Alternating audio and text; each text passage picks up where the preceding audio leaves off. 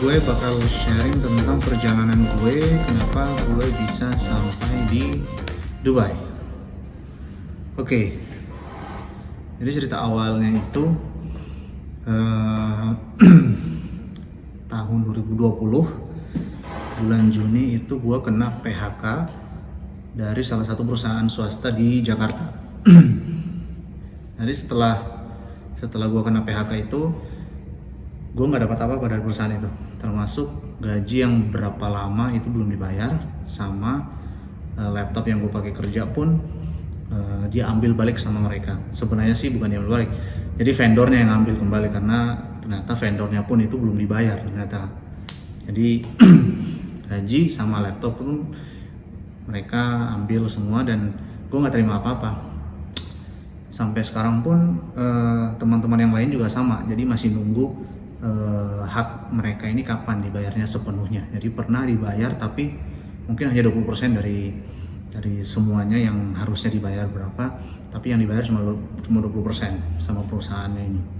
Oke, singkat cerita itu di bulan September, ya mungkin September itu gue diterima kerja di Agung Sedayu untuk project PIK 2. Nah, di situ juga gue sebenarnya nggak lama sih, cuma 2 bulan. Cuma 2 bulan di situ. Iya, karena bokap gue minta gue untuk pulang kembali ke Makassar. Gak tahu sih mereka orang tua gue juga minta buat ambil sertifikasi tentang logistik gitu, tapi ya sudah, cuman mungkin mereka pikirnya ininya bagus, karirnya nanti kedepannya bagus, cuman kita kan nggak tahu, jadi rezeki orang kan juga beda-beda. Nah, kenapa gue bisa masuk di PIK 2 ini, karena gue lihat storynya teman gue yang dia ternyata lagi butuh posisi graphic designer di tempatnya dia. Jadi ya udah, gue waktu itu langsung submit semua berkas, dan beberapa hari setelah itu gue ditelepon untuk interview. Dan setelah interview harus ada psikotes juga, dan psikotesnya gue datang di kantor mereka di Agung Sedayu. Tapi interview waktu itu online. Dan setelah interview waktu itu nggak langsung sih, jadi beberapa hari setelah interview itu langsung ke kantor mereka untuk psikotes. Dan ternyata waktu itu juga hasilnya hampir banget nggak keterima gitu, karena skornya untuk psikotes gue ternyata bisa dibilang kurang. Cuman karena teman gue yang mau bantuin waktu itu, akhirnya pun gue alhamdulillah diterima. Cuman karena waktu itu juga mungkin jauh ya, gue kan rumah di Tangerang di BSD, terus kantornya di mana, terus harus naik mobil tiap hari gitu kan, capek. Terus bokap juga minta ambil sertifikasi aja dan pulang kembali ke Makassar. Dan ya udahlah, akhirnya mereka ngerti. Gue 2 bulan kerja, terus gue kembali ke Makassar. Terus ya udah, gue di Makassar tuh ngambil sertifikasi tentang logistik dari Supply Chain Indonesia. Ya, gue ikut trainingnya, terus gue ikut ada examnya juga dari mereka tentang workshop yang mereka berikan itu. Terus alhamdulillah dapat sertifikatnya, dan mencoba untuk melamar di perusahaan-perusahaan yang bergerak di bidang logistik gitu. Karena ya gue juga nggak tahu sih, karena waktu itu benar-benar susah untuk melamar pekerjaan, karena di pandemi COVID seperti ini kan juga benar-benar semuanya lagi susah gitu. Terus ya udah, gue ikutin aja lah saran dari orang tua gitu kan. Waktu itu juga gue kembali sama istri dan anak. Kebetulan anak lahir di bulan Oktober kemarin di 2020. Gue balik semuanya ke Makassar sama orang tua, sama istri, sama anak gitu. Oke, balik di Makassar itu mungkin akhir tahun sampai awal tahun bulan Maret April gitu ya, April kayaknya, sampai gue balik ke Jakarta lagi. Jadi di Makassar tuh benar-benar gue sama sekali nggak ngapa-ngapain, kecuali hanya ikutin training yang tadi itu, yang training logistik itu, sama lamar-lamar pekerjaan lagi. Jadi gue di Makassar sebenarnya banyak ini sih, banyak interview, cuma sayangnya tuh semua berakhir di tesnya. Jadi begitu mereka minta tes, kan gue ngelamar di posisi graphic designer terus kan. Kalau nggak di graphic designer itu ya di ini, di mana namanya, UI UX. Nah setelah itu ya setelah interview itu pokoknya banyak perusahaan yang minta interview terus mereka ternyata minta tes desain juga gitu. Jadi gue kirimin desain beberapa di perusahaan itu, ternyata hasilnya juga nihil gitu. Jadi nggak ada sama sekali yang tembus lah istilahnya gitu. Ya udahlah, gue mulai kayak aduh ya Allah, ini susah banget sih nyari kerja. Terus mana gue udah ini kan udah berkeluarga gitu kan, gak enak juga kalau masih dibiayain sama keluarga atau gimana gitu, masih tinggal sama orang tua sedangkan kita udah punya anak gitu, jadi gak enak. Tapi ya udahlah, mau gimana, karena kenyataannya pun juga begitu, kejadiannya juga gitu, jadi susah semuanya. Untung orang tua juga pada ngerti gitu kan, istri juga pada ngerti, ya mau gimana, semuanya juga susah. Bersyukur kita masih ada orang tua yang mau bantu gitu kan, jadi ya sudahlah. Udah nggak berhenti buat nyari kerja. Terus kalau ada interview langsung jalanin, terus kalau ada tes ya udah diituin sekalian untuk improve skill juga kan. Karena gue di graphic designer juga nggak begitu lama sih, jadi baru-baru banget ini gue join di graphic designer, untuk terjun di dunia ini tuh baru. Oke, setelah itu singkat cerita gue balik ke Jakarta bulan April balik ke Jakarta itu. Terus ya sama, balik lagi di sana itu nyari kerja lagi gitu loh. Jadi ada yang waktu gue apply di Makassar, terus pas balik ke Jakarta baru ngabarin kira-kira bisa interview nggak. Tapi interviewnya semua rata-rata sih online gitu, karena pada kondisi COVID seperti ini juga sih. Terus ya sama, balik lagi untuk minta desain, nanti dikirimin requirementnya seperti apa gitu. Terus kirimin desainnya ya seperti ini gitu. Tapi ya itu, balik lagi semua hasilnya sama, mereka juga nggak ada informasi kembali yang gue terima dari pihak mereka setelah gue kirimin desain. Ini gue mikir apa desain gue jelek apa gimana sih gitu, cuman kata istri juga kayak enggak jelek amat kok. Tapi ya sudah lah, mungkin belum rezeki gitu kan. Kalau bukan rezeki ya kita mau bagaimanapun bukan punya kita, jadi nggak bisa kita ambil, kita nggak bisa kita dapat istilahnya gitu. Oke. Pertengahan April ada kabar kalau nyokapnya istri gue itu mau ke Dubai, mau visit dia punya suami yang kerja di sana. Terus gue kabarin ke orang tua gue gitu, bahwa si nyokapnya si Rere, btw Rere istri gue namanya, nyokapnya si Rere itu mau ke Dubai, mau jenguk suaminya kerja di sana gitu kan. Nah terus si bokap gue punya ide, kenapa nggak coba cari kerja di sana gitu, coba ikut aja pergi sama mereka, terus lu cari kerja di sana. Kataku kayak ya Allah, ini kan butuh biaya gede ya buat kesana gitu, apalagi gue kan nggak sendirian, gue bertiga nih. Maksudnya kan pasti kalau nyokapnya Rere sama adik-adiknya kan pasti dibayarin lah sama suaminya gitu kan. Cuma kalau gue sama istri gue sama anak gue kan pasti belum visanya, terus belum ngurus paspornya anak gue, terus belum biaya tiketnya yang gue juga nggak tahu kan, baru pertama kali ke sana seberapa mahal gitu. Jadi gue mikir itu loh, jadi masa gue udah nggak kerja terus mau cari kerja di negara orang minta biaya orang tua gitu. Cuman gimana ya, di salah satu juga bisa, di sisi lain juga gue mikir tapi benar juga kalau gue cari kerja di sana dan misalnya keterima, gue juga ya enak juga, alhamdulillah gitu kan. Cuman ya sudahlah, gue rundingin ini sama istri, sama si Rere, dan si Rere juga support, dan orang tua juga mau ngasih dukungan ke gue untuk nyari kerja daripada daripada stay di sana. Di Jakarta juga susah banget kan nyari kerja.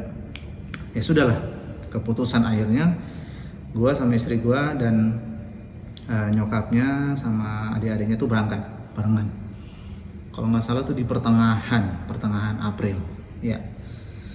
Pertengahan April berangkat akhirnya ke Dubai. Oke, sesampainya di Dubai, gue ketemu sama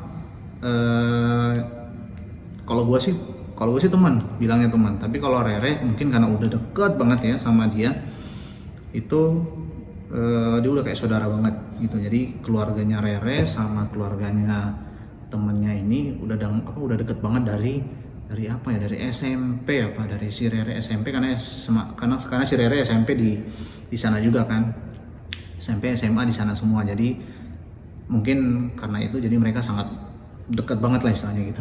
Ya udah gue kenal anak ini nih, si Zilfa namanya. Gue kenal Zilfa tuh sebenarnya udah dari kuliah. Jadi gue Rere Zilfa ini satu kampus dulu, tapi beda angkatan. Beda angkatan doang. Nah, terus makin dekat kenalnya tuh ya pada saat di Dubai itu. Mereka jemput sama keluarganya. Gue kenalan sama orang tuanya juga, dan alhamdulillah kita disambut baik sih, karena gue kan orang baru yang ketemu mereka gitu. Jadi ya alhamdulillah bisa dianggap keluarga juga sama mereka gitu. Oke, setelah itu ya udah gue stay-nya waktu itu bukan di kota Dubai-nya, tapi di Sharjah. Jadi Sharjah ini itu ibarat apa ya? Kalau katakan aja gini ya, katakan itu Dubai itu Jakarta, Sharjah itu anggap aja Sharjah itu Tangerang gitu loh. Jadi kotanya itu di Dubai, dan kalau misalnya di Sharjah itu Tangerang misalnya gitu. Nah, gue tinggalnya di situ di Sharjah, yang dimana tinggalnya juga sama suaminya nyokapnya Rere ini gitu kan.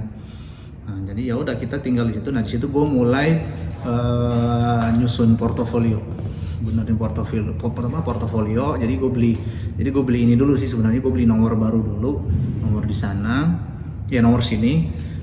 Terus ya udah gue pasang, gue aktifin, dan gue update tuh portofolio gue, masukin semua hasil karya yang pernah gue kerjain.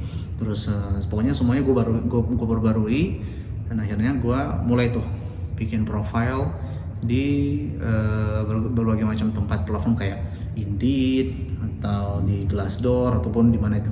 Jadi sebenarnya yang sering gue pakai untuk melamar kerja di Dubai itu, di sini itu hanya dua.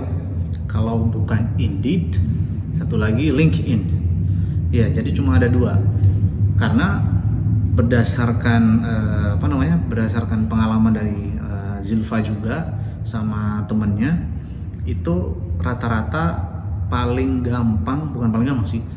cepat tembusnya itu, paling cepat dipanggil buat interview itu ya dari dua ini tadi, LinkedIn sama Indeed. Ya udah gue bikin di situ aja lah dua itu. Jadi gue submit semuanya, gue lamar, tapi nggak sembarangan lamar ya. Kalau gue sih sebenarnya gue lihat dulu perusahaannya apa, terus gue survei di internet, bener nggak nih perusahaannya ada, terus gue lihat websitenya officialnya ada nggak gitu. Jadi baru gue berani untuk lamar, karena di sini juga tidak menutup kemungkinan ya, banyak perusahaan yang bisa dibilang bodong gitu loh. Jadi hati-hati kalau misalnya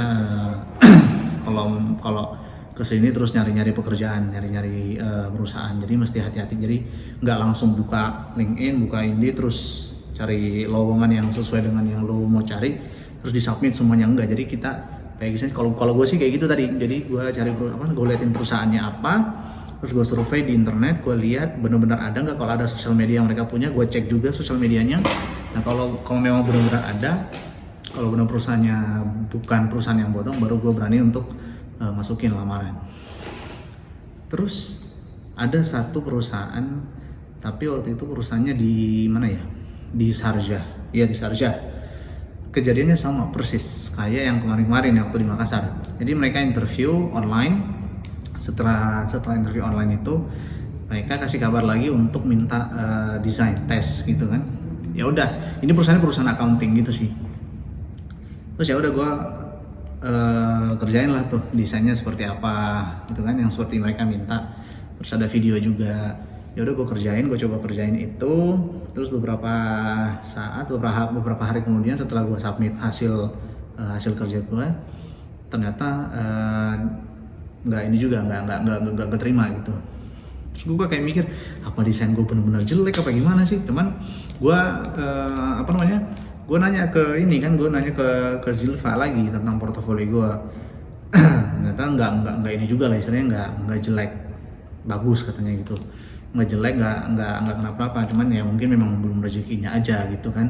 Ya sudahlah, tapi gue sempat down sih, ngerasa kayak aduh, jangan sampai gue kesini cuma buang-buang duit aja gitu, ngecewain orang tua, nggak sampai kerja, nggak dapat kerja di sini gitu. Tapi ya udahlah, gue coba untuk lebih ini lagi gitu kan, lebih positif lagi buat nyari-nyari kerja lagi. Dan akhirnya gue pernah dan akhirnya gue keterima di salah satu private company ya. Itu company-nya dia apa ya, bergerak di bidang ini sih, besi dan metal gitu. Jadi project pertamanya dia sih sebenarnya project pertama dan project terbesarnya sampai saat ini itu mereka involved di mana? Di pembuatannya Burj Khalifa. Ya. Jadi gue nggak tahu sebenarnya apa yang mereka kerjain di project Burj Khalifa waktu itu, gue nggak tahu. Jadi sebenarnya sih, tapi berdasarkan dari website yang gue baca, cuma itu yang dia tulis. Jadi project terbesarnya itu yang sampai sekarang itu yang mereka handle tuh yaitu Burj Khalifa. Nah setelah itu gue dipanggil tuh, keterima di situ kan, di perusahaan ini, private company yang punya orang UK. Tapi pas gue tanya orang yang di situ, kerja di situ, yang udah lebih lama kerja di situ, dia aslinya Italia. Jadi gue bingung, orang Italia tapi orang UK apa gimana, jadi gue juga bingung.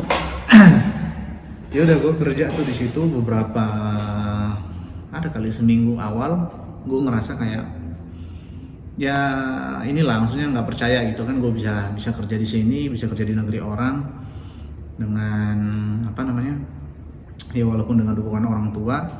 Dan akhirnya juga akhirnya bisa terlepas lah beban ini tuh satu persatu gitu.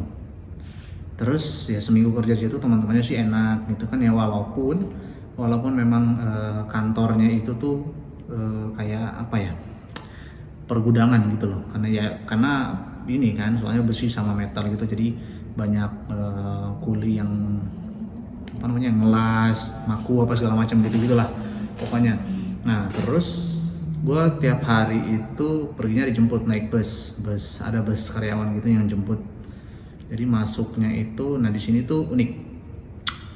Dulu di tahun sebelum tahun 2022 itu masuk kerjanya itu dari Minggu sampai Kamis. Sampai Kamis. Tapi ada juga yang masuk mulai dari Sabtu sampai Kamis. Jadi yang libur itu di sini Jumat sama Sabtu.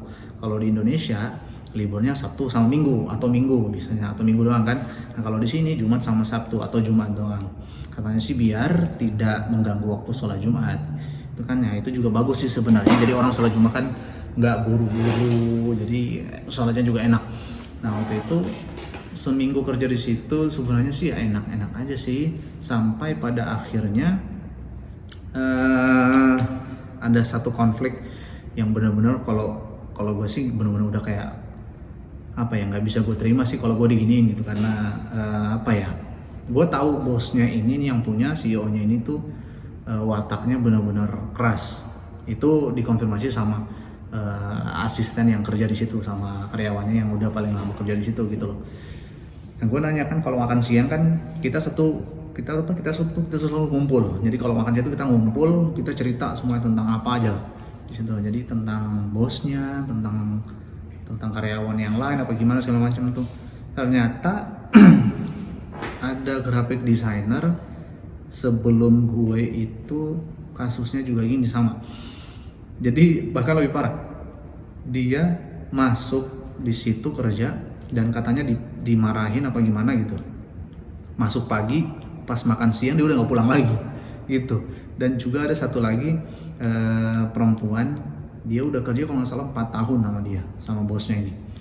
4 tahun, dan ternyata pada saat konflik bosnya memang ya gimana sih, orang orang, gue nggak tahu sih apakah orang UK itu emang wataknya keras banget atau sebagian orang aja apa gimana.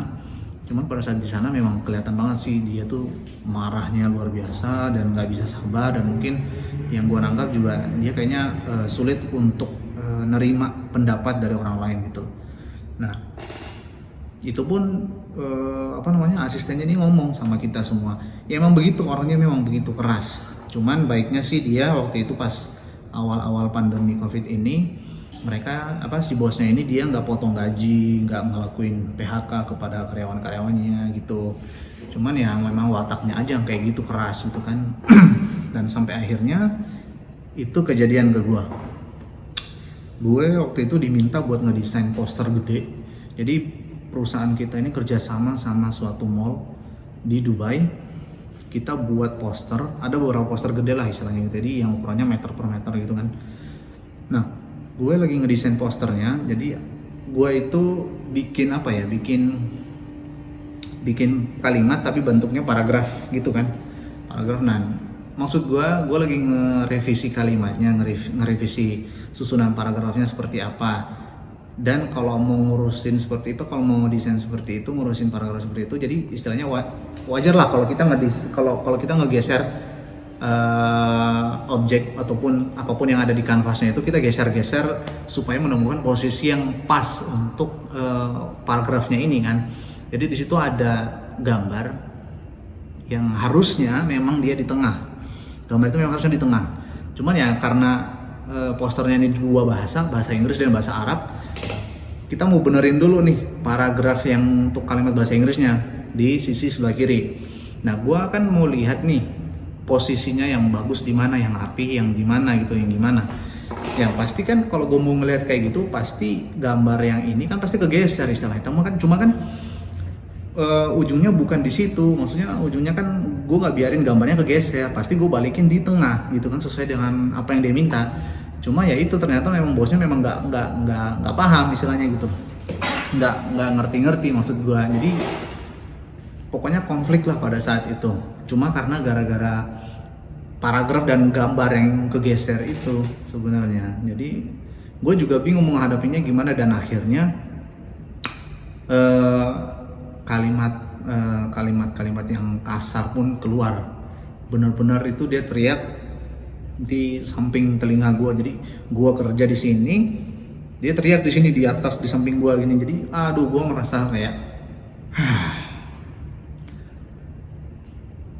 apa ya, parah sih sebenarnya kalau gue bilang ya. Kalau orang lain sih mungkin bisa stay apa gimana, cuman kalau waktu itu sih gue benar-benar udah kayak benar-benar sakit hati lah istilahnya dibilangin gitu kan. Nah akhirnya gue memutuskan untuk ya udahlah, gue pikir sendiri untuk udahlah apa gue berhenti aja gitu kan. Cuma kalau gue berhenti gue nyari kerja lagi susah gitu. Cuma jadi kayak ya serba salah juga sih. Cuman gue nggak sanggup gitu digituin sama si bosnya ini, karena yang benar-benar kasar banget sih kalau gue bilang ya. Mungkin kalau di Indonesia lu udah dikatain pakai kata-kata yang semua isi kebun binatang keluar kali itu semuanya gitu. Cuma kan tidak sepantasnya lah istilahnya bos tuh melakukan ataupun berbicara seperti itu ke karyawannya gitu. Jadi gue mikir untuk keluar aja lah daripada gue batin di situ kan. Gue bener-bener pas pulang ke rumah itu, pas pulang kerja itu, pulang sepanjang jalan bahkan sampai rumah tuh benar-benar kayak rasa trauma gitu loh, rasa trauma banget. Baru pertama kali gue diginiin sama orang, bahkan orang tua pun juga nggak pernah gitu loh sekasar ini. Maksudnya kalau ngomong tuh nggak sepedes ini gitu loh. Jadi bener-bener trauma tuh sampai 2-3 hari gitu. Jadi gue full itu 2-3 hari itu nggak ngapa-ngapain, nggak ngelamar kerja lagi, nggak apa, karena bener-bener gue ngerasa apa ya, kayak sakit hati banget dan trauma gitu. Jadi gue diam aja di rumah tuh, teriakannya dia masih kedengeran gitu loh istilahnya di telinga gue, padahal gue udah nggak kerja di situ, saking traumanya. Dan akhirnya gue mulai untuk bangkit lagi buat ngelamar lagi, apply lagi. Terus nggak lama pada saat gua jadi setelah gua terakhir masuk kerja itu besoknya gua email ke ininya, gua email ke kantornya, ke perusahaannya. Jadi gua tujuannya itu ke bosnya, terus gua konfirmasi ke HR-nya. Terus si HR-nya ngomong, karena kan pada saat waktu gue dimarahin kan kedengeran tuh satu ruangan sama HR-nya kan, walaupun beda ruangan, cuman kedengeran karena pintu kan agak kebuka dikit tuh dari pintu ruangan gue sama ruangan HR, jadi kedengeran gitu loh istilahnya. Nah, dia ngomong pada saat gue kirim emailnya dan konfirmasi ke HR-nya itu, dia ngomong gini, pilihan yang bagus kalau kau milih resign gitu. Waktu itu dia bilang kayak gitu karena ya dia tahu kan keadaan di situ seperti apa, dia tahu waktu itu gue dimarah-marahin seperti apa. Cuman ya dia bilang gitu sih, pilihan bagus, lu pilih resign kemarin gitu ya. Gue juga seneng sih sebenarnya karena berarti gue keluar berarti gue nggak salah, istilahnya gue nggak salah langkah untuk pilih resign daripada harus lanjut di sana gitu. Terus dia minta ke gue CV dan portofolio gue kan untuk dikirim ke temannya yang lain yang butuh graphic designer. Ya udah gue kirim CV dan portofolio gue ke dia, dan ya udah biarinlah mereka yang ini, kalau memang rezeki ya udah gue keterima atau enggak ya terserah nanti ujungnya gimana. Terus sampai akhirnya gue ngelamar lagi dan nggak ada seminggu gue dipanggil interview. Ya, dipanggil interview. Ini jaraknya lebih dekat dibanding yang kantor yang pertama itu. Jadi sama, gua naik bus jemputan juga, bus karyawan dijemput gitu. Tepat di depan ini sih sebenarnya waktu itu. Tempat jemputan itu tempat depan gua tinggal misalnya. Bukan hari pertama. Jadi gua interviewnya langsung dan diminta untuk langsung desain tes di situ. Jadi gue interview sebenarnya singkat banget, cuma nanya pengalamannya berapa lama, terus bisa nggak kalau lu desain sekian post dalam satu hari gitu. Jadi cuma pertanyaan-pertanyaan seperti itu. Sisanya itu tes desain gitu. Jadi gue dikasih 2 postingan dari bosnya, dari atasannya. Jadi perusahaannya ini perusahaan digital marketing yang dimana bergerak di itu kayak sosial media, terus SEO, website, dan pokoknya macam-macam sih dia itu kayak gitu, penyedia jasa desain lah kayak gitu. Nah, bukan cuma desain, terus aplikasi juga ada, aplikasi website ataupun mobile gitu. Nah, terus gua dikasih dua postingan yang berbeda yang harus gue post. Jadi satu itu tentang penyewaan kantor, satunya lagi itu tentang dokter gigi. Nah, gue harus bikin 2 post ini secepat mungkin lah istilahnya gitu. Jadi karena mau dipost kan dalam waktu itu, jadi gue harus bikin selesai saat itu juga gitu loh. Dan gue bikin, dan gue lihat dari contoh-contoh desain yang mereka punya, gue dikasihkan akun Instagram mereka apa, biar gue jadiin patokan juga desainnya seperti apa, jadi nggak beda gitu loh, alurnya, nadanya nggak beda. Ya udah gue lihat, terus gue coba gue coba ikutin, dan akhirnya alhamdulillah dua desain itu selesai, dan alhamdulillahnya juga bosnya itu impress lah istilahnya gitu kan. Nah, gue kira cuma itu doang tesnya, ternyata ada satu lagi, dia pengen lihat gue ngedesain UI itu aplikasi satu halaman aja gitu. Jadi gue disuruh bikin satu halaman jadi menu makanan kalau nggak salah ya, menu makanan jadi aplikasi restoran gitu. Terus disuruh gue bikin menu list makanannya gitu kan.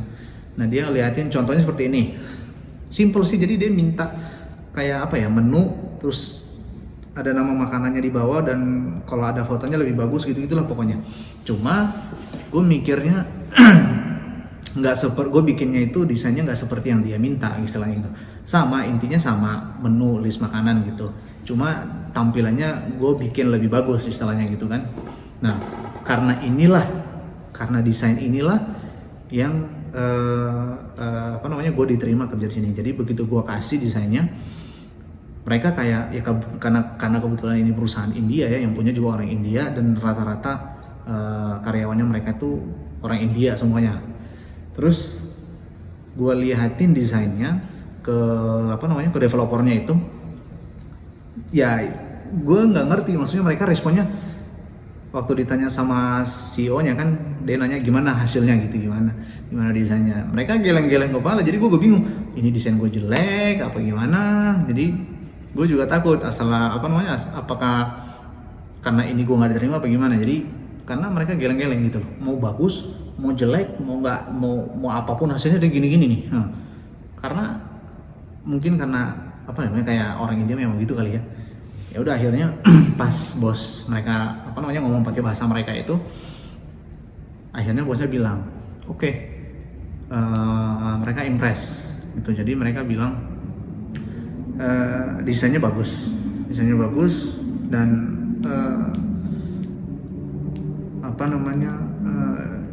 dia bilang juga kayak gini, dia minta desainnya tapi kamu kasihnya lebih dari yang mereka minta gitu. Jadi bagus lah istilahnya. Jadi mungkin karena itulah gue diterima gitu. Ya udah, akhirnya mereka bilang oke, you can start tomorrow gitu. Ya udah, gue balik pada saat itu dan alhamdulillah bawa kabar baik lah istilahnya itu. Dan waktu itu juga anak gue lagi sakit dan bolak-balik ke rumah sakit ya, bolak-balik ke emergency sih untuk periksa. Jadi gue nggak tahu anak gue nih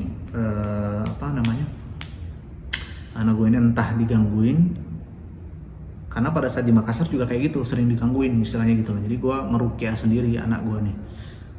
Sampai di Dubai pun juga kayak gitu, sama masih kayak gitu. Jadi ada orang yang gue minta terapi dia dari jauh, sama yaitu pengobatan sendiri, kayak sama gue minta tolong sama nyokapnya Zilfa kan perawat, soalnya jadi tau lah masalah penyakit gitu, penyakit ini ya, penyakit medis istilahnya gitu. Nah, gue minta tolong ke mereka, terus kasih jadi dia ngasih obat, ngasih apa gitu kan. Jadi gue cuma bisa ngelakuin dari jauh gitu, sama gue paling ngerukyah dia sendiri. Nah, jadi waktu itu gue bolak-balik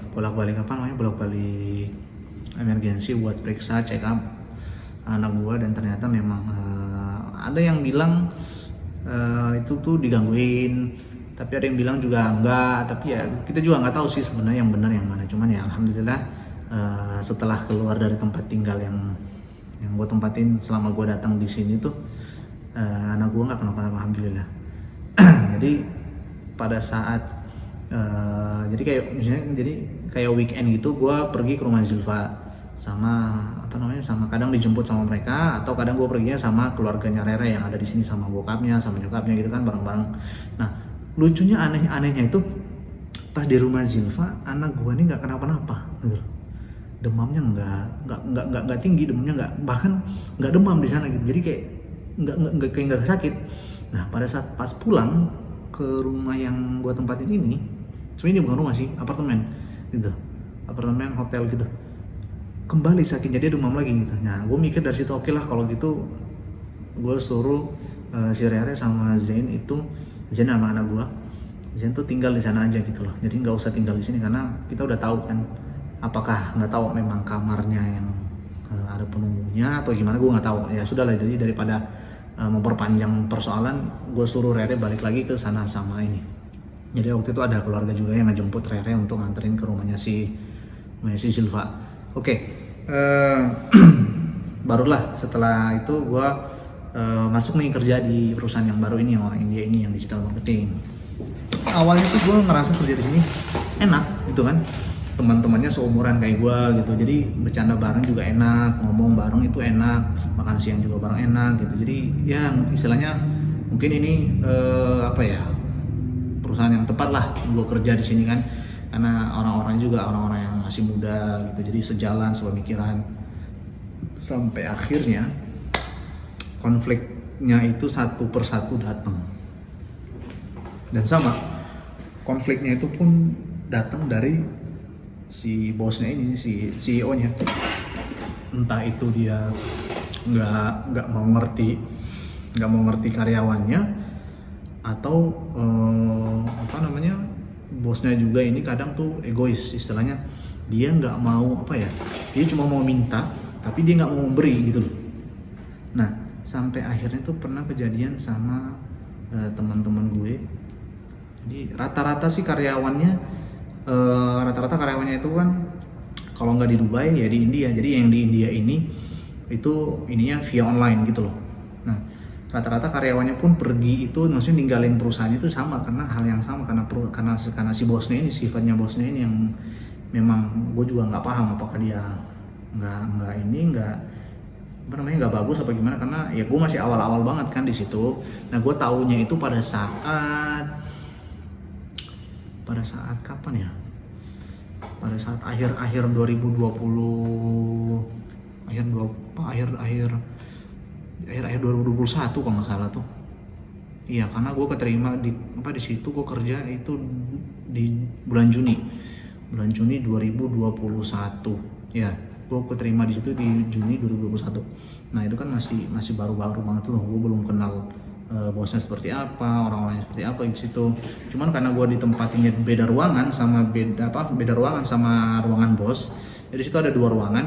Satunya lagi itu tempat gue sama tempatnya account manager yang masing-masing muda itu kan.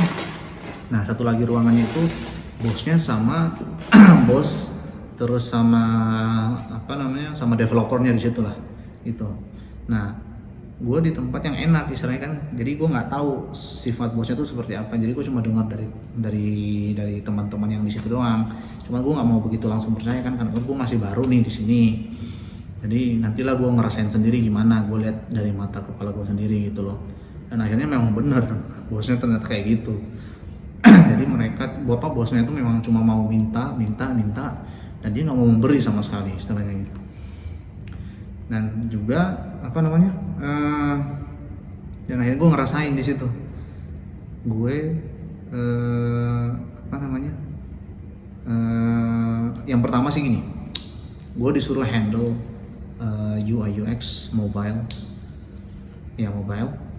tentang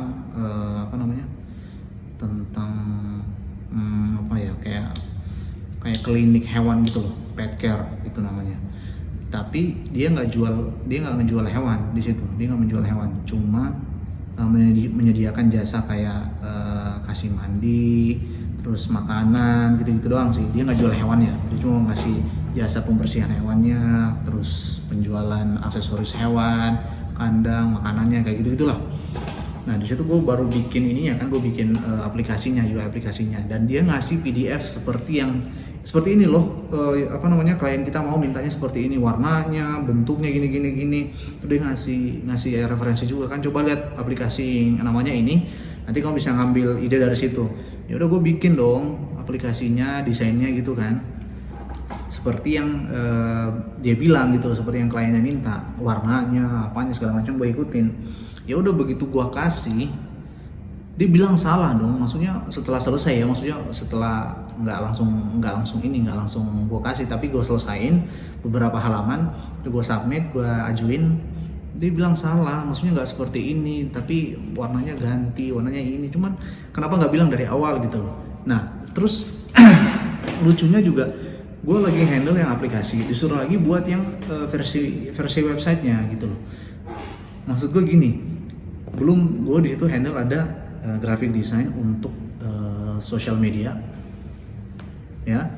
Satu lagi itu UI UX aplikasi mobile sama website. Jadi gue 3 ngerjain sendiri, dan semuanya sama-sama maunya mintanya nih 3-3-nya cepat selesai gitu ya. Mau gimana gitu loh, gue kan ngerjain sendiri, nyari idenya pun sendiri, maksudnya mau cepat selesai juga gimana istilahnya, karena ya apa semuanya ngerjain gue sendiri. Lalu lu mintanya cepat, gue mintanya cepat ini, ya nggak bisa begitulah. Terus tiba-tiba nggak lama itu, beberapa hari beberapa minggu gitu, ada lagi project baru dedikasinya ke gue gitu loh.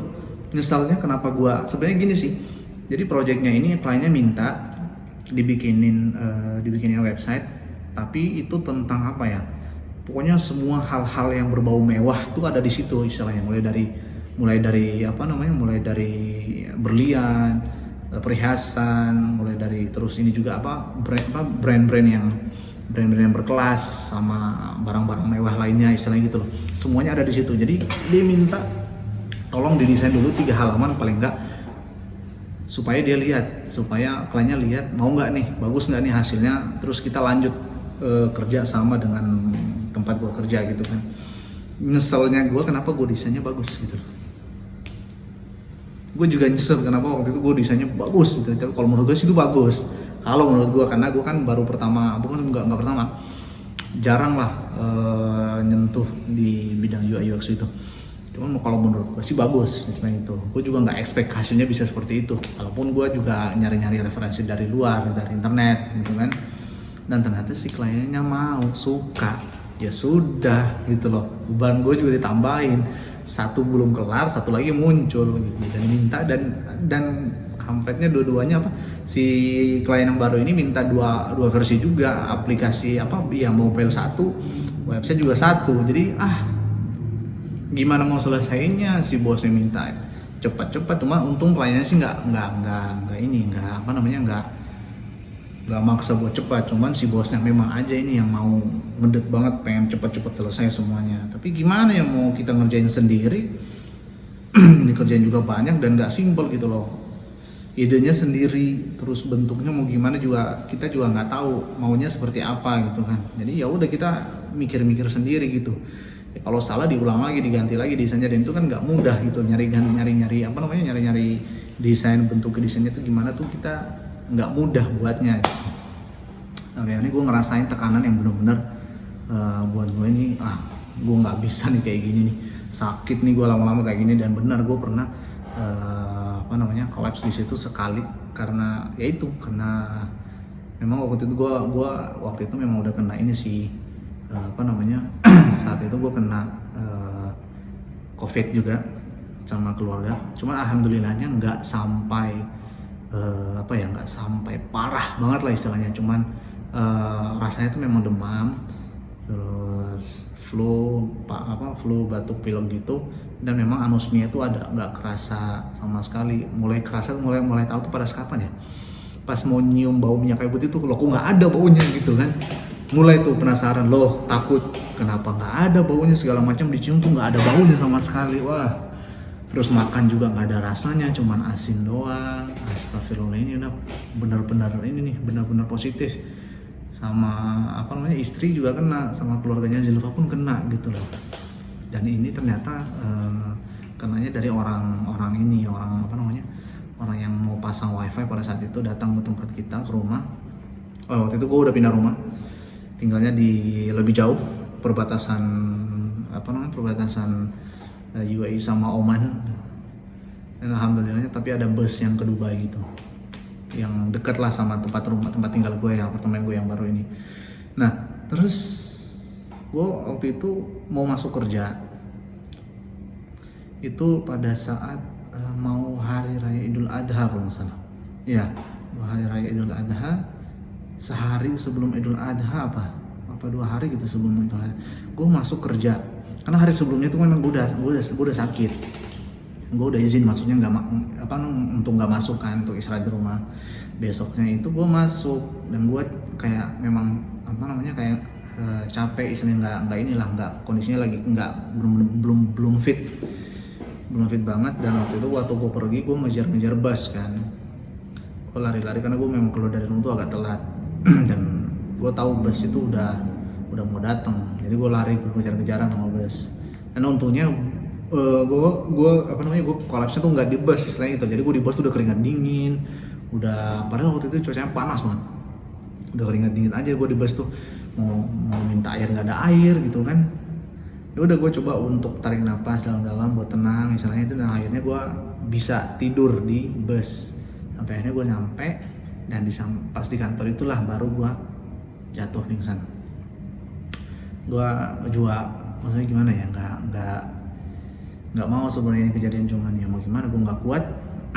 Akhirnya mereka si teman-teman ini nih nelfon ambulans dan minta tadi gue sebenarnya gue ditanya mau dirawat apa enggak, tapi gue bilang nggak usah lah di sini, nggak usah ke rumah sakit, gue nggak kenapa-napa kok. Terus dia ya udah bener, kalau memang kenapa-napa nanti tinggal di ini aja, tinggal ditelepon lagi. Terus tapi gue waktu itu nggak kerja, gue disuruh tidur di kantor. Waktu itu gue disuruh istirahat bentar.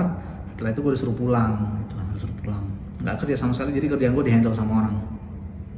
Nah pada saat gue pada saat istirahat, teman-teman pada datangin gue, dia ceritain ternyata mendingan kalau ini, dia pokoknya ngasih saran lah, kalau memang ini mending lu cari kerja yang lain, karena di sini udah nggak bagus, toksik banget lah bosnya gitu kan, sikapnya yang kayak gitu, cuma mau minta, cuma mau ini doang, mau menang sendiri, egois istilahnya gitu. Ya udah, dan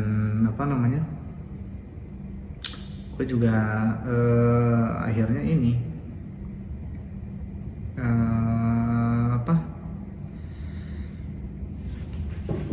coba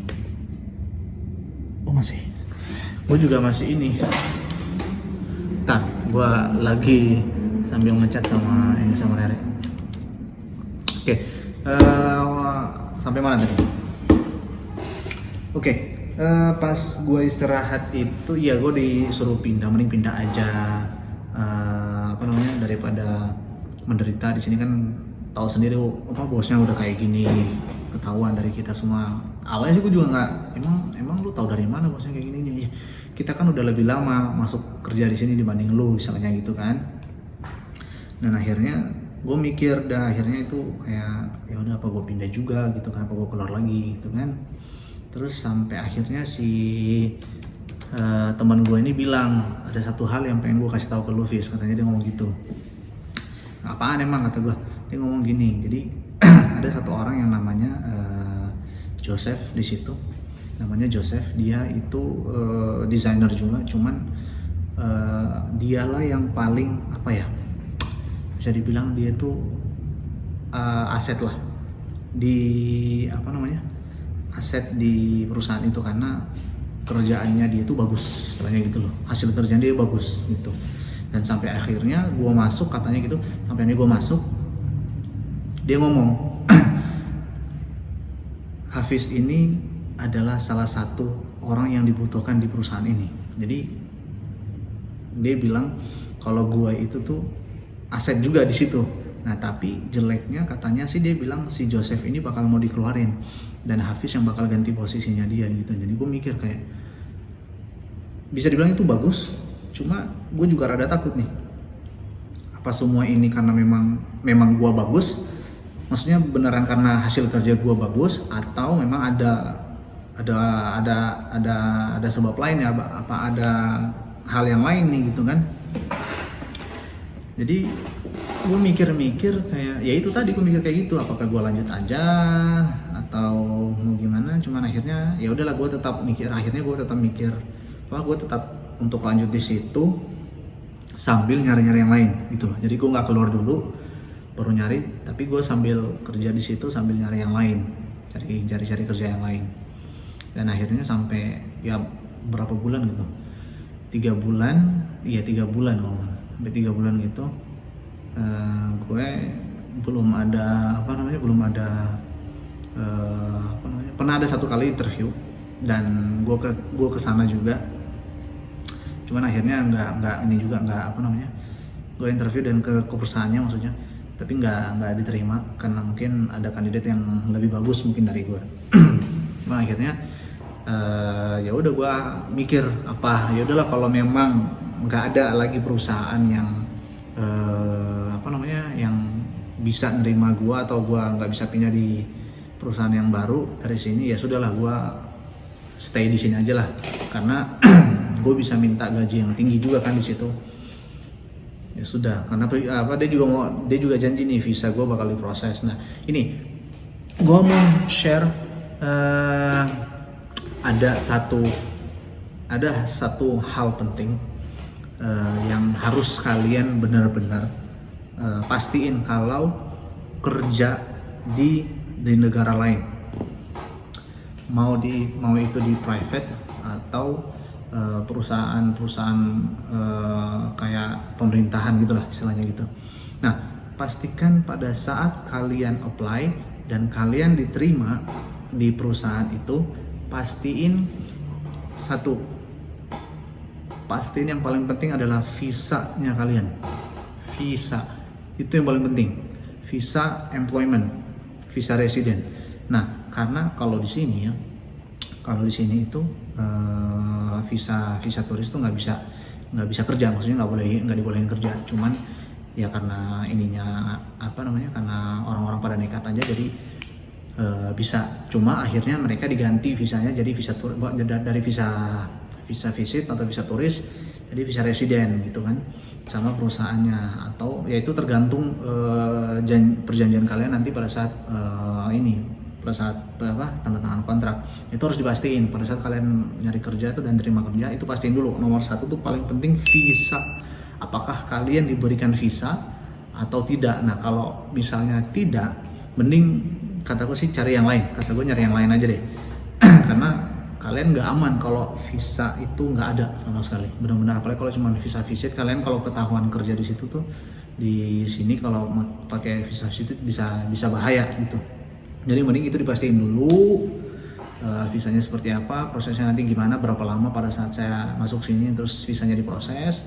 Terus kemudian masalah gaji itu kalau dibilang UMR sih di sini 3.000 ya, 3.000. Tapi gue nggak tahu ya kalau di gue nggak tahu kalau di posisi lain.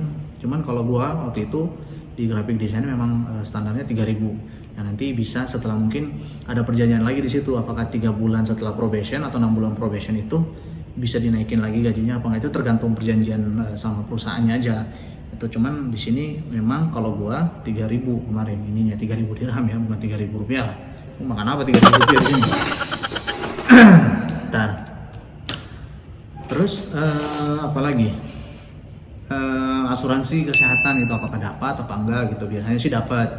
Jadi sekalian sama visanya terus kalian dapat asuransi kesehatannya juga. Nah, terus apa lagi ya? Paling itu sih yang paling penting, 3 itu sih sebenarnya.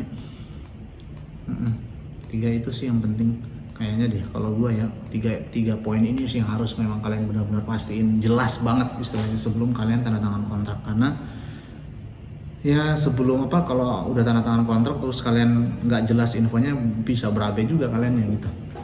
Oke. Terus dan ini kejadian sama gua. Jadi waktu itu gua masuk, dia janjiin, karena gua waktu itu masih visa visit ya, masih visa turis. Dan gua nanya kan, jadi visa saya gimana gitu. Ya udah nanti setelah probation 3 bulan, karena visa turis itu yang gue pakai 3 bulan kan, visa 3 bulan. Dan waktu itu memang sisa 2 bulan apa ya waktu gue keterima kerja di situ. Gue nanya terus, ini gimana visanya, apakah saya dikasih visa atau enggak apa gimana gitu. Nah itu bodohnya sih, gue nanyanya pada saat gue diterima kerja. Jadi tapi gue belum tanda tangan kontrak pada saat itu. Nah tapi gue nanya duluan, visanya gimana? Terus dia bilang nanti akan setelah 3 bulan probation itu kita kasih visa residen 3 tahun. Jadi kita langsung kontrak 3 tahun. Dan saya bilang kan visa visit saya kan udah sisa 2 bulan lagi. Dan dia bilang gak apa-apa, nanti kita perpanjang sendiri pakai biaya kantor gitu. Ya sudah, gue dengan ininya kan percaya aja dulu, percaya kata-kata mereka gitu, kata bosnya ini. Ya udah gue kayak no worries lah istilahnya gitu. Ya udah gue kerja dan akhirnya visa visit gue habis. Gue mikir kenapa gue ini ya, maksudnya gue nunggu kabar dari bosnya kan buat nanyain visa gitu, tapi gue nggak ada dengar update-nya gimana, apa gue nanya aja ya gitu. Itu setelah 10 hari lewat dari masa berlakunya visa gue, 10 hari. Terus karena di sini tuh kalau visa turisnya habis, kalau nggak segera diperpanjang tuh dendanya 1 hari itu 100 dirham. Nah waktu itu Waktu itu gue 10 hari lewat dan gue nggak nanya-nanya waktu itu pada saat mau dekat-dekat masa expire-nya ini gue visa gue gitu. Dan akhirnya apa ya, gue nanya, gimana sir, visanya saya gimana, saya udah habis nih gitu kan. Terus ternyata dia bilang kita cuma bisa ngasih 50% dari visa yang untuk perpanjangan visa turis gitu. Yang mana bisa, maksudnya karena kan dia bilang awalnya bakal bakal dibayarin. Nah pada saat itu gue nanya lagi, ini 2 minggu sebelum habis ya visanya. Dia bilang lain lagi, dia bilang di situ nanti kita kasih 50% dari untuk biaya perpanjangannya gitu. Dan pas udah habis dia nggak ngomong apa-apa, sampai akhirnya gue lewat 10 hari kan. Dan akhirnya tuh gue bayar gue bayar 2.000 gitu. Jadi 1.000 sekian tuh visanya, 1.000 dirham tuh dendanya. Jadi 10 hari tuh 10 hari ya 1.000. Wah itu gue bener-bener kayak mikir, aduh, mau kesel sama siapa gitu kan, cuma bosnya juga begini. Di situ istri gue marah, si Rere marah waktu itu gara-gara bosnya ini nggak bisa dipegang itu loh omongannya. Dan akhirnya gue harus bayar semuanya sendiri di awal tuh. Dan terus gue untungnya sih pada saat gue ngasih visanya ke bosnya itu dia mau ganti 50%, tapi alhamdulillah. Cuman sayang banget istilahnya gitu kan, harus bayar segitu banyak karena nggak diproses segera gitu. Gue juga salah sih karena nggak langsung gue nggak push gitu, gue nggak kejar istilahnya pada saat gue untuk visa itu. Harusnya kan kayak itu kan harus dikejar terus sampai benar-benar kalian tuh harusnya diproses. Nah visa residennya. Nah setelah dia bayar 50%, pada saat itu kebetulan KJRI Dubai buka lowongan, yang dimana gue tahu dari istri gue, si Rere, karena si Rere dulu tuh pernah magang di KJRI Dubai waktu masih kuliah dulu 2018. Gue tahu dan gue lihat persyaratannya apa aja, dan itu banyak banget persyaratannya yang nggak bisa gue penuhin. Jadi kayak Emirates ID, jadi Emirates ID itu kayak KTP Indonesia gitu loh. KTP di sini gue nggak punya karena kan gue masih visa turis. Terus driving license juga gue nggak punya. SIM juga nggak ada, SIM kan nggak ada. Terus harus bikin surat keterangan berperilaku baik dari polisi setempat, itu kan aduh ribet banget, gue juga nggak punya. Banyak lah dokumen-dokumen yang gue nggak punya. Cuman dari istri gue bilang, si Rere bilang kayak ya udahlah submit aja dulu yang ada aja, nggak apa-apa gitu. Ya udah gue beraniin diri untuk submit itunya kan, semua dokumennya. Itu gue submit di hari terakhir karena gue juga kayak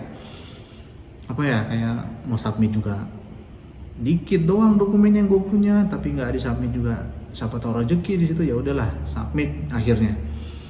Begitu gue submit, alhamdulillahnya mereka ada balasan minta interview gue bersyukur banget malah gue, dengan dokumen yang apa adanya, yang cuma beberapa doang, cuma CV, surat lamaran sama portofolio gitu loh yang gue punya tuh. SIM sih sebenarnya ada, tapi SIM internasional bukan SIM sini gitu. Udah gue kirim itu doang dan diminta untuk interview. Nah interview itu ternyata harus datang ke kantor KJRI Dubai gitu. Dan pada saat itu gue juga lagi kerja kan, hari kerja itu interviewnya. Ya udah gue izin sama bosnya ini untuk untuk istirahat di rumah, bilang aja gitulah lagi sakit, istilahnya itulah alasan itu. Padahal gue interview. Dan untungnya juga si bosnya bilang work from home today. Jadi dia bilang, biasanya kan gue izinnya tuh masuk siang karena sakit. Cuma dia balas work from home today. Tumben gitu kan.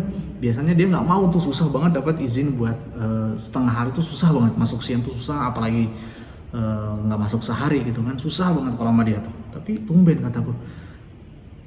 Ya sudahlah, alhamdulillah gitu. Dan ternyata memang interview itu lama. Jadi yang datang di KJR itu ada 5 orang termasuk gua, dan 1 orang itu interview bisa sampai 30 menitan lebih. Untungnya si bos bilang kerja dari rumah aja hari ini. Jadi mungkin karena ini juga kali ya, karena ya mungkin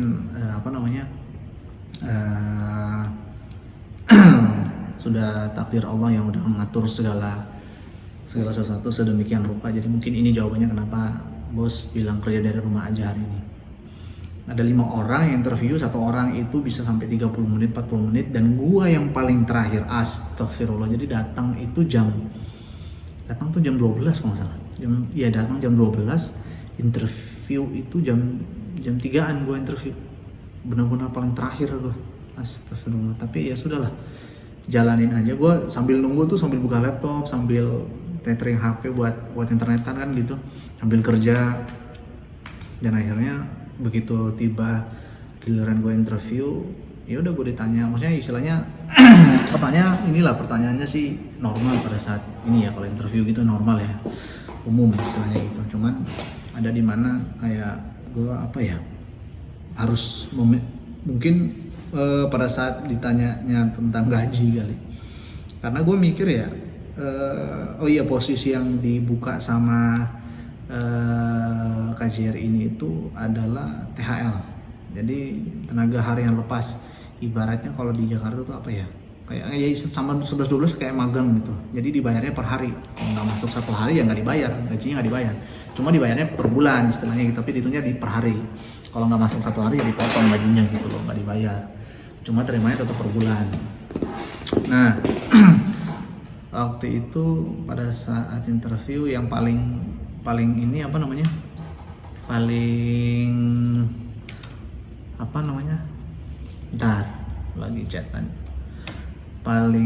disayangkan sih pada saat ditanya gaji ya. Jadi gue pas ditanya gaji itu berapa ekspektasi gaji yang diminta, gue bilang 3.000 gitu kan, standar banget gitu loh. Karena gue mikir kalau gue minta lebih kan ini kan THL kan, maksudnya bukan karyawan yang kayak kontrak kayak di Jakarta yang pada umumnya kayak gue dulu gitu loh, yang bisa minta lebih gitu. Apalagi gue juga baru di sini kan. Cuman pas gue cerita ini ke istri gue, dianya marah gitu ya, kenapa minta 3.000, kenapa nggak minta 5.000 atau 7.000 gitu. Ya gue juga nggak tahu kalau bisa minta, saya takutnya kalau minta lebih malah nggak diterima gitu kan, takutnya begitu. Nah terus ya udahlah, setelah interview itu gue nggak berharap lebih, istilahnya bisa diterima di situ gitu kan. Ya sudahlah, maksudnya serahin aja semuanya sama Allah gitu. Dan agak lama sih prosesnya itu, 2 mingguan hampir 3 minggu ya, baru ada kabar lagi. Dan alhamdulillahnya gue diterima di situ. Alhamdulillahnya gue diterima kan buat bekerja di KJRI Dubai itu. Dan ini gue sekarang lagi rekaman di sini nih, di kantor nih. Gue lagi piket nih sekarang, jagain kantor malam gitu kan, nginap. Oke. Terima kerja di situ. Terus yang lain, yang kemarin gimana kantor yang kemarin? Yang kemarin itu pas-pas banget tuh, probation gue habis 3 bulan. Jadi karena gue udah gedeg banget juga sih sama bosnya. Karena gue ini kan semenjak banyak teman-teman dan karyawan yang lain keluar dari perusahaan itu, gue jadi mikir apa gue juga ikut keluar ya, karena toksik banget di sini, karena udah nggak enak di situ kerja, di situ udah nggak sehat. Pernah 1 hari gue kan nggak masuk kerja, work from home. Ada sahabat gue namanya Nizar, dia orang India juga, cuma dia orangnya beda, maksudnya sifatnya tuh beda, baik banget ya, udah deket banget gue jadi sahabatan sama dia. Nah pertama itu gue waktu itu nggak masuk, dan dia ternyata ada konflik sama bos, dan si bosnya ini ngeluarin kalimat kasar, kalimat kotor gitu lah, yang ngatain nyokapnya si Nizar. Itu katanya sih teman gue yang lain di situ, si Nizar sampai nangis, dan dia juga marah ke bosnya. Pokoknya dia ngomong kayak tiap hari tuh lu cuma minta ini ke kita, tapi lu nggak bisa berikan apa yang sepadan gitu loh dengan apa yang kita berikan ke lu, misalnya gitu. Dan ya parah banget sih, maksudnya bos itu tuh harusnya kan nggak boleh gitu loh berkata yang memperlakukan karyawannya itu seenak jidat istilahnya gitu loh, karena karyawan yang nggak ada itu bosnya mau apa, nggak bisa ngapa-ngapain bosnya tuh kalau karyawan nggak ada. Mau sekaya apapun juga kalau orang yang dia pekerjakan diperlakukan seenak jidatnya juga nggak bertahan lah semuanya. Akhirnya itu cerita itu sampai ke Tenggel karena si teman gue yang cerita ini kan, gue mikir waduh bahaya juga nih bosnya, karena sama-sama orang itu juga kan, sama-sama orang India juga. Terus ya udahlah gue mikir, karena gue udah keterima istilahnya, udah aman lah istilahnya gitu kalau gue keluar dari perusahaan ini kan, karena gue udah terima di KJRI gitu. Ya udahlah gue mikir untuk stop aja lah dari situ, nggak usah perpanjang kontrak. Jadi setelah pas di tanggal hari terakhir gue probation selesai, ya udah gue cabut di situ. Besoknya gue udah nggak datang lagi. Jadi gue submit apa namanya, resignation letter ke bosnya. Terus bosnya bilang kayak pokoknya minta gue datang ke kantornya untuk serah semuanya, inilah semua asetnya, kerjaan gue apa segala macam gitu kan. Dan pas gue datang, gue tuh udah nggak mau datang sebenarnya, udah kayak apa namanya, gue udah relain gaji gue yang udah berapa lama gitu, nggak seminggu sih kayaknya, tapi lumayan seminggu tuh 1.200, udah relain tuh, gak usah dibayar lah gajinya, terserah nggak apa-apa lah gitu kan. Tapi dia tetap minta gue datang gitu, karena ada satu project tuh yang bisa dibilang ini agak gede. Karena yang minta handle tuh gue nggak bisa lanjutin karena gue keluar kan, selesai gitu. Dia minta buat datang buat nyerahin semua aset pekerjaan gue ke orang lain gitu, ke mana gitu, ke Joseph misalnya. Waktu itu pas gue datang tuh cuma bawa laptop, karena tadinya sih gue mau bikin ngasih di flash disk aja, cuman nggak cukup, filenya gede-gede banget kan. Nah ya udah gue datang bawa laptop doang. Dan tahu nggak, di sana pas gue datang tuh dimintain kerjain lagi satu project, minta tolong ini minta tolong itu, terus dibilangnya apalah segala macam. Sebelum gue datang tuh gue bilang, sir, ada 3 poin yang saya mau bilang sama Seren. Gue pertama bilang kayak saya nggak ngerugiin apapun di perusahaan ini, karena saya nggak pernah minta apapun, saya nggak pernah mengambil apapun di perusahaan ini. Terus yang kedua tuh kayak coba ngerti keadaan karyawan, karena biasanya nggak selamanya itu problem datang tuh dari kita, dari sisi kita, nggak semuanya. Kadang tuh problem datang dari sisi kliennya.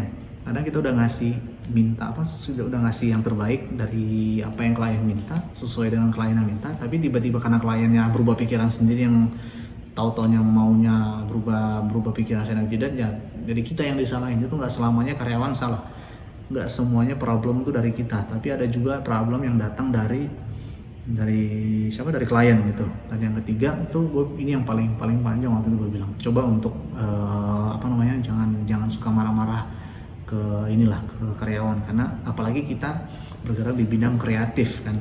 Orang-orang kreatif ini nggak bisa kerja kalau semuanya penuh tekanan, ribut, ruang kerjanya nggak tenang segala macam. Kita butuh suasana yang tenang. Jadi kalau capek tuh bukan disuruh tidur istilahnya gitu. Capek ya bukan capek badan, tapi capek ya karena pikirannya udah nggak bisa mikir, jadi butuh refreshing sebentar atau ngapain gitu, bukan disuruh tidur siang apa enggak gitu. Jadi cobalah untuk mengerti keadaan situasi dari karyawannya juga, terus jangan egois gitu. Gue bilang gitu semuanya.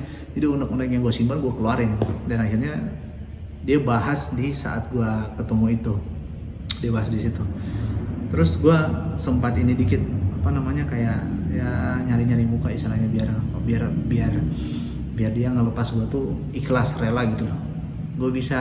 Kalau bisa nanti gue jadi freelance aja di perusahaan lo gitu.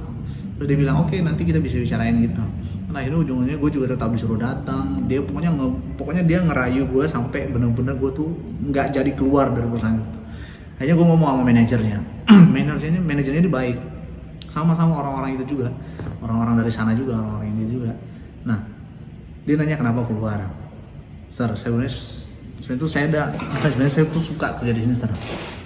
Dekat dari tempat tinggal saya, pokoknya aksesnya gampang, terus orang-orangnya juga asik gitu kan. Cuman karena orang-orangnya udah pada nggak ada di situ, rata-rata pada di India semuanya pada online, kerjanya online semua apa semuanya gitu. Jadi nggak ketemu langsung karena orang-orang yang di situ udah pada keluar, paling sisa-sisanya doang gitu.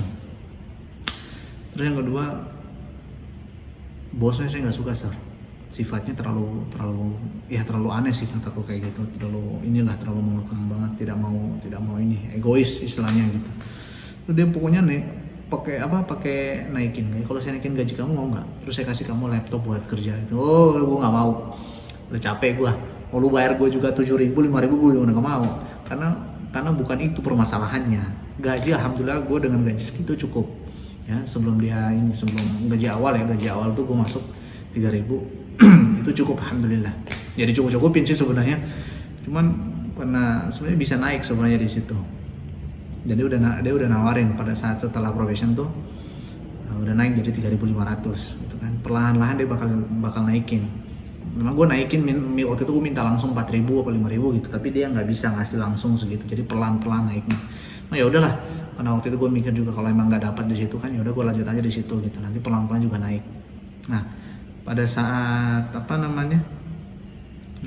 dia pokoknya dia ngerayu sampai gue ditawarin gajinya naik, kasih aset gitu, tapi gue udah nggak mau. Mungkin akhirnya si manajernya ngerti gitu kan, manajernya ngerti, cuman bosnya yang benar-benar nggak mau, karena dia itu, gue inget perkataannya teman gue waktu itu gue sakit, si bosnya udah jadi lu aset di sini.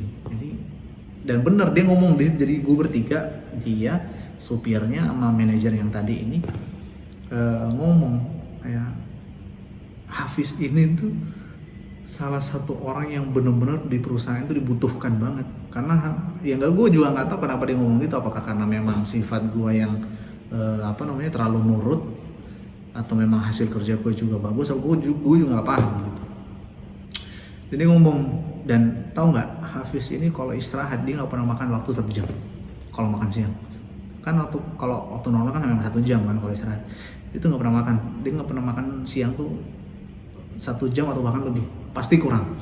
Karena mungkin ya itu karena tekanan, jawabannya tekanan dari ini kan, tekanan dari klien juga ada, dari bosnya juga ada, karena nggak mau ngerti semuanya, minta semuanya jadi cepat barengan. Ya gimana kita ngerjainnya sendiri, ini kerjanya banyak.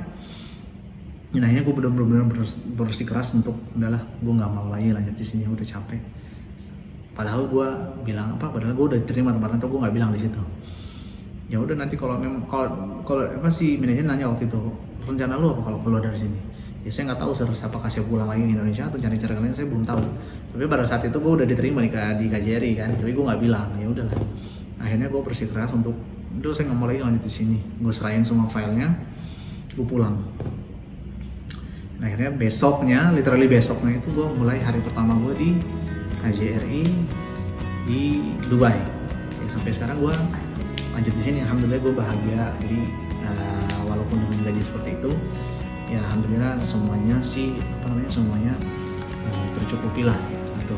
Nanti tentang visa sponsor keluarga istri dan anak gue nanti gue ceritain di video berikutnya. Oke? Thank you, sampai jumpa lagi, bye bye.